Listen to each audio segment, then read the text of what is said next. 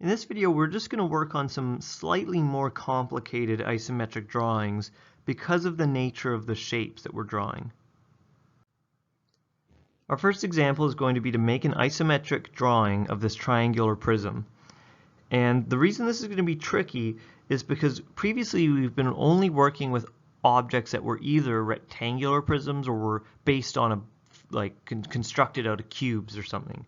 But here we have a triangular prism, and triangles have weird angles that aren't 90 degrees. So it's going to throw off our technique a little bit, but I'll show you how we can work through that.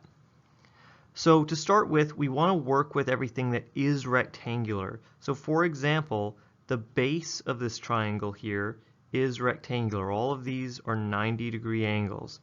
So let's work on that base, which is 4 by 6. So we have enough dots that hopefully we don't run out of room, but I still like to start somewhere near the bottom. So I'll start here. And the front side here, we view this direction. And that's going to be 4 units across. 1, 2, 3, 4. That's the front side of our triangular, or of our base, of our rectangular base. Now what we have to do is go 6 units along the right side. So that's 1, 2, 3, 4, 5, 6. So now I've got the base of my triangular prism set up, this rectangular side. And now what I'm going to do is worry about the next rectangular side, which is this vertical one, which is 3 tall and 6 across. So what I'm going to do is that's this far side here. I'm going to go up 3 units. That's 1, 2, 3. And then again across 6. So 1, 2, 3, 4, 5, 6.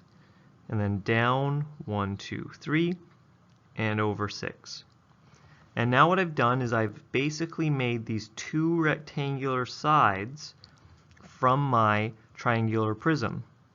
Let's connect that last side. That's 4 across. And now the only thing that we're missing, let me choose a different color here. The only thing that we're missing is these angled sides. So even though we don't know how to draw angles with our isometric grid paper, it doesn't matter because all we have to do is connect the upper corner down to the lower corner. And if I had a ruler that I could use easily on my computer screen, I'd do that. But I'm just going to have to sketch it by hand and get close enough. But that's how you draw a triangular prism on isometric paper. So again, worry about the rectangular sides first, and the rest will just be connecting the dots.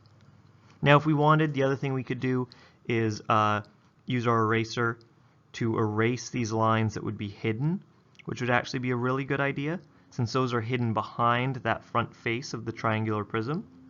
But it's really hard for me to erase it without not showing you the lines. So if you have an eraser, erase out those lines that would be hidden from view. But I won't worry about that right now. In our second example, we're going to create an isometric sketch of the bookshelf. And I want to emphasize sketch. So really, this is just about getting a reasonable isometric sketch of the bookshelf and not an exact to proportion drawing. And that's why the word is bolded here. We're not going to spend a lot of time making sure that it's perfect, just that it's reasonably close.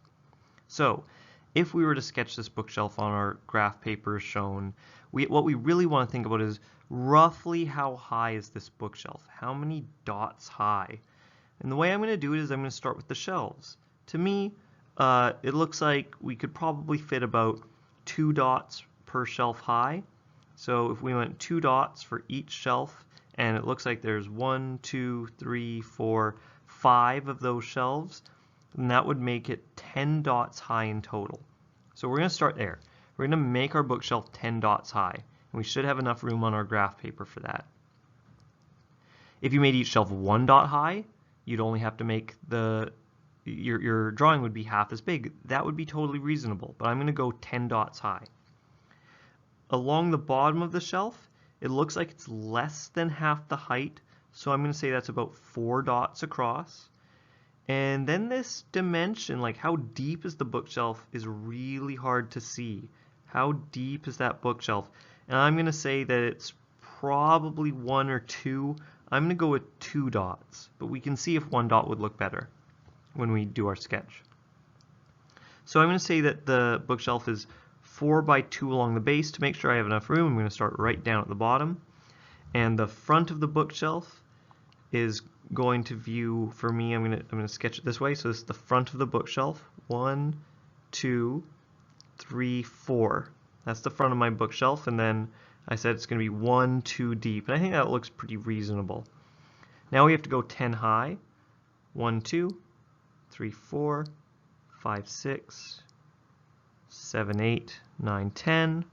Same thing here. 1, 2, 3, 4, 5, 6, 7, 8, 9, 10. 1, 2, 3, 4, 5, 6, 7, 8, 9, 10. And now we can connect our lines along the top. And again, it's 2 by 4 along the top. So now we have our isometric view of the bookshelf. I'd say we chose the right thickness. If we wanted, we could try to skinny it to 1 unit, but I think that would make the bookshelf look too skinny, and it doesn't look like it would hold anything to me. So I think we've selected the right sort of approximate dimension.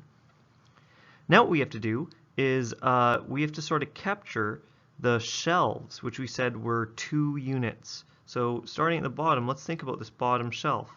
This bottom shelf should go across from 2 units up and